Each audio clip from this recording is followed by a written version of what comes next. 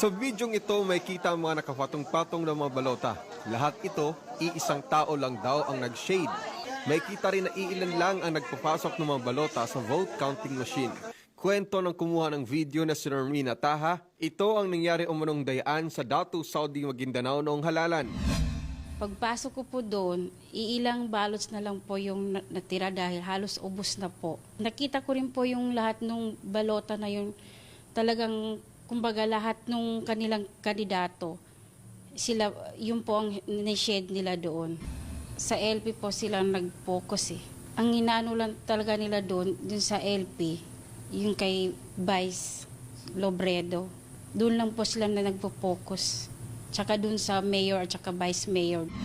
Ayon kay Basir Uto, nagkaroon ng sabwatan ng COMELEC, mga otoridad at ang leader ng private armed group na si Wahid Tunlok. Ang babaeng ito na nagsishade sa balota ay ang anak umano ni Tunlok. At dahil armado ang mga lalaking kasama niya, wala raw nakaalma sa pandaraya.